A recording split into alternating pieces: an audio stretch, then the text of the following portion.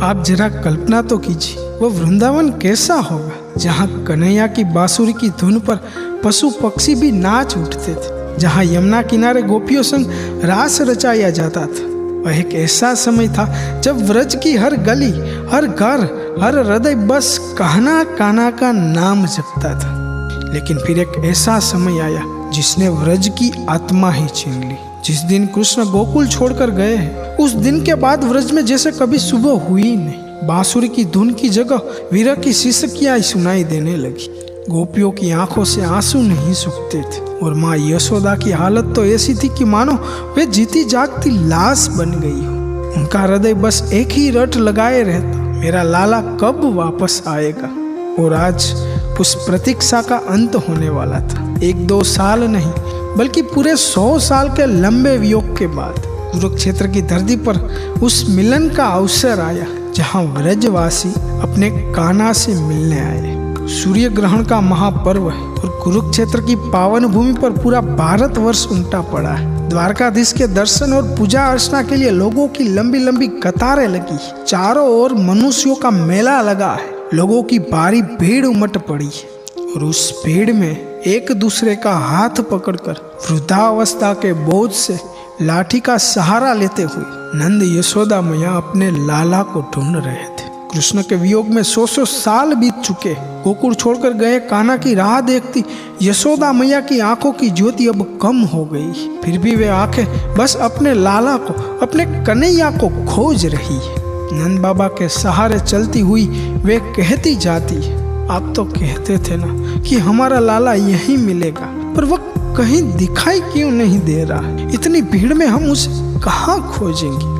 नंद बाबा उसे सांत्वना देते हुए कहते, चिंता मत कर, अभी किसी से पूछकर ढूंढ निकालते। नंद बाबा ने पास से गुजरते हुए एक द्वारकावासी को रोककर पूछा, भाई हमारा कन्हैया कहाँ मिलेगा। बोले, व्रजवासी के लिए तो कृष्ण आज भी वो माखन चोर नटखट कन्हैया था। द्वारकावासी ने आश्चर्य से पूछा, कौन कन्हैया। अरे भाई, हमारा लाला, हमारा श्री कृष्ण। ये सुनकर द्वारकावासी के स्वर में थोड़ी कड़काई आई। ओ बुजुर्ग, ऐसे कन्हैया कन्हैया क्यों कह रहे हो। वे कोई साधारण मनुष्य नहीं है, वे तो जगत के पालनहार, राजाधिराज, देवकी नंदन श्री कृष्णचंद महाराज। सम्मान से नाम लीजिए उनका। ये सुनकर नंद बाबा ने सरलता से कहा, भाई इतना लंबा नाम तो हमें कैसे याद रहेगा। तुम बस इतना बता दो कि वो द्वारकाधीश कृष्ण कहाँ है। उस व्यक्ति ने एक लंबी कतार की ओर इशारा करते हुए कहा, देखिए वहाँ सामने जो लाखों लोगों की भीड़ है, वे सब उनके दर्शन के लिए आए। जहाँ ठाकुर जी की तुलसी अर्चना, सहस्त्राचरण और पुष्प अर्चना चल रही। ये भारी भरकम सब तो नंद यशोदा की समझ से बाहर थे। वे तो बस इतना समझे कि उनके लाला से मिलने के लिए पूरी दुनिया उमट पड़ी है। उसी भीड़ में जैसे तैसे रास्ता बनाते हुए वे मुख्य द्वार तक पहुंचे। द्वार पर खड़े द्वारपाल से पूछा, भैया कन्हैया अंदर ही है ना। द्वारपाल ने उन्हें ऊपर से नीचे तक देखा और पूछा, आपका परिचय। हम व्रत से आए, मैं नंद बाबा हूँ और ये यशोदा मैया है। 11 वर्ष और 56 दिन हमारा लाला हमारे पास ही रहा। 100 वर्ष बीत गए, बस उनका मुख देखने आए। नंद यशोदा, ये 2 शब्द कान में पड़ते ही द्वारपाल के हाथ से भाला छूट गया। उनकी आंखों में झरझर आंसुओं की धारा बहने लगी। वह दंडवत प्रणाम करता हुआ दोनों के चरणों में गिर पड़ा। प्रभु, आप नंद बाबा हो, आप यशोदा मैया हो।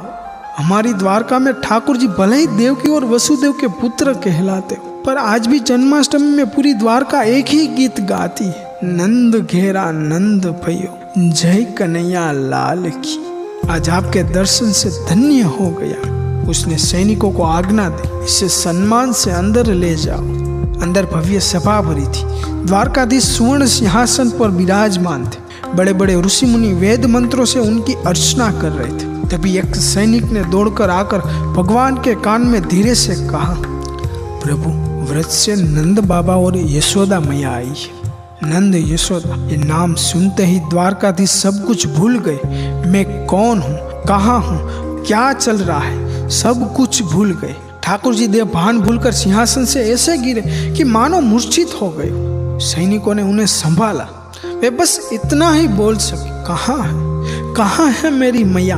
मुझे ले चलो, मेरे नंद बाबा आए हैं, जल्दी मुझे ले जैसे ही सामने लाठी के सहारे धीरे धीरे आती हुई यशोदा मैया दिखाई दी, ठाकुर जी खुद को रोक नहीं सके। वे सिंहासन से उतरकर ऐसे दौड़े मानो कि कोई प्यासा हिरन पानी की ओर दौड़ रहा हो। पैर लड़खड़ा रहे, पैरों में पीतांबर उलझ रहा है और सिर पर का राज मुकुट एक तरफ झुक गया।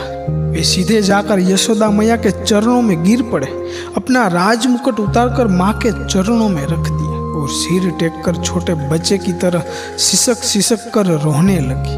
वर्षों का वीर आज आंसू बनकर बह रहा था। ये दृश्य देखकर बड़ी बड़ी पटरानियां, ऋषि मुनि और पूरा राजमंडल स्तब्ध हो गया था। जो जगत का नाथ है, जो एक इशारे पर सृष्टि का संचार करता है, वह आज एक माँ के चरणों में सिर पटक पटक कर रो रहा है। उसका पूरा शरीर कांप रहा है। उसके रुदन का स्वर इतना रूह कांप देने वाला था कि सभा में उपस्थित सभी लोगों की आंखें नम हो गई। यशोदा मैया ने नीचे झुककर अपने लाला को उठाया और छाती से लगा लिया।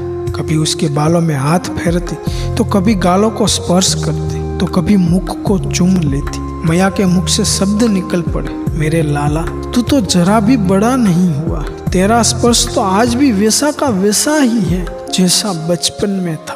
द्वारकाधीश इतना रोए कि यशोदा मैया के वस्त्र उनके आंसू से भीग गए। मंत्री आसन लगाने के लिए बात कर रहे थे, पर ठाकुर जी ने इशारा से मना कर दिया। मैया, तू यहीं धरती पर बैठ जा। यशोदा मैया जैसे ही जमीन पर बैठी, भगवान एक छोटे बच्चे की तरह माँ की गोद में सिमट गए। ठाकुर जी का कंठ रुंध गया था। टूटी सांस और आंसू की थरथराहट के बीच उनके शब्द बहने लगे। मैया, ओ मेरी मैया, मुझे क्षमा कर दे। मैं तेरा अपराधी हूँ मैया। मैं वचन देकर गया था कि परसों लौट आऊंगा, पर वो परसों 100 साल बाद भी नहीं आया मैया। मैया, मेरा शरीर भले ही द्वारका में रहा हो, पर मेरी आत्मा तो रोज तुमसे मिलने के लिए व्रज की गलियों में भटकती थी। मैया, तेरी याद बहुत आती थी। तुझे और बाबा को याद करके मैं रातों की रातों जागा हूँ। मेरे कानों में आज भी तेरी वो कन्हैया, वो मेरे लाला की ये पुकारने वाली मीठी आवाज गूंज रही है मैया। याद है मैं कैसे माखन की मटकी फोड़कर तेरे मार से बचने के लिए छिप जाता था और तू मुझे पूरे गोकुल में ढूंढती थी। पर मैया, यहाँ द्वारका में मुझे कोई मेरे लाला कहकर प्यार से डांटने वाला नहीं है, कोई मेरे कान पकड़कर समझाने वाला नहीं है मैया। लोग कहते हैं कि मेरी द्वारका सोने की, पर मुझे आज भी व्रज की वो धूल याद आती है मैया। यहाँ सोने की थाली में 56 भोग परोसे जाते हैं, पर मुझे तेरे हाथ की उस कांसे की थाली में परोसी हुई माखन और मिश्री आज भी याद आ रही है मैया। आज सब कुछ भूलकर बस तू मुझे अपने हाथ से माखन और मिश्री खिला दे मैया। श्री रुक्मणी जी माखन और मिश्री का थाल लेकर वहां आई। उन्होंने यशोदा मैया की गोद में सोए हुए द्वारकाधीश का हाथ स्पर्श किया। यशोदा मैया ने उनकी ओर देखा और लाला से कहा, लाला, ये तो साक्षात लक्ष्मी जैसी लग रही है, ये कौन है? वे तुरंत माँ की गोद में बैठ गए और बोले, मैया, ये तेरे यमुना में किए गए दीप दान का फल है। तूने ही प्रार्थना की थी ना कि मेरे लाला को लक्ष्मी जैसी बहू मिले, जिसका रूप देखकर पूरा व्रज मंडल याद रखे। देख ले मैया, ये तेरी रुक्मणी है। यशोदा मैया ने एक हाथ से लाला को और दूसरे हाथ से रुक्मणी जी को हृदय से लगा लिया। फिर उन्होंने अपने पास जो भी कुछ था, हाथ के कड़े, अंगूठी, गले का हार, सब कुछ मुंह दिखाई के रूप में अष्टपटरानियों को देना शुरू कर दिया। ये देखकर रुक्मणी जी नम्रता से कहती है, अरे माँ, ये क्या कर रही हो? ये सब तो आपका ही है। यशोदा मैया ने प्यार से कहा, बेटी, तू मेरी बहू है, मेरे लाला की पटरानी है। आज इतने वर्षों बाद तुम सबको कुछ देने का अवसर मिला है, तो मैं कैसे पीछे रहूं? ये सब तुम सबका तो है।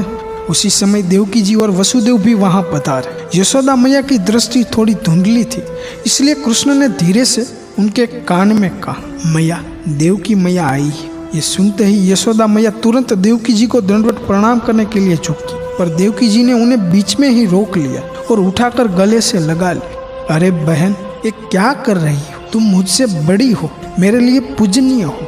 यशोदा मैया की आंखों में आंसू थे। उन्होंने हाथ जोड़कर कहा, बहन तुम कितनी भाग्यशाली हो कि तुम्हें कन्हैया जैसा पुत्र मिला।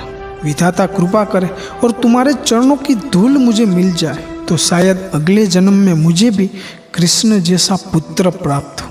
ये सुनकर देवकी जी का हृदय भर आया। उन्होंने यशोदा का हाथ पकड़कर कहा, बहन मेरे पुण्य की तो क्या बात करूं, मैं तो अभागी हूँ। मेरे 7 बच्चों को कंस ने मार डाला, 8वें बच्चे के रूप में कहना जन्मा, पर उसका मुख देखने जितना सुख भी मेरे नसीब में कहाँ था। ये तो तुम्हारा और नंद बाबा का उपकार था कि मेरा लाला आज जीवित रहा और तुमने उसे 11 वर्ष और 56 दिन तक अपने जान की तरह पाला। व्रजवासी और द्वारकावासी एक दूसरे से गले मिल रहे थे। द्वारका के लोग ब्रज के भले भले ग्वालों का बहुत सम्मान कर रहे थे। व्रजवासी के उस भीड़ में एक ऐसी दिव्य मूर्ति भी थी जिसके बिना द्वारकाधीश की कथा, उसका जीवन सब कुछ अधूरा है। एक ऐसा नाम जो कृष्ण के नाम से पहले लिया जाता है। हाँ, वे थी स्वयं राधा। जरा कल्पना तो कीजिए, 100 वर्षों की विरह की अग्नि हृदय में लिए जब राधा की आंखों ने कृष्ण को देखा होगा और कृष्ण की नजर राधा पर पड़ी होगी, तब वह दृश्य कितना अलौकिक रहा होगा। यदि आप उस प्रेम, विरह और प्रतीक्षा की महामिलन की कथा, उस राधा कृष्ण के अद्भुत मिलन की गाथा सुनना चाहते हो तो कमेंट में राधे राधे लिखकर हमें अवश्य बताइएगा। आपकी प्रबल इच्छा होगी तो हम अगली कथा में उस दिव्य गाथा को जीवंत करेंगे। तब तक के लिए आज्ञा दीजिए। जय श्री कृष्ण। राधे राधे।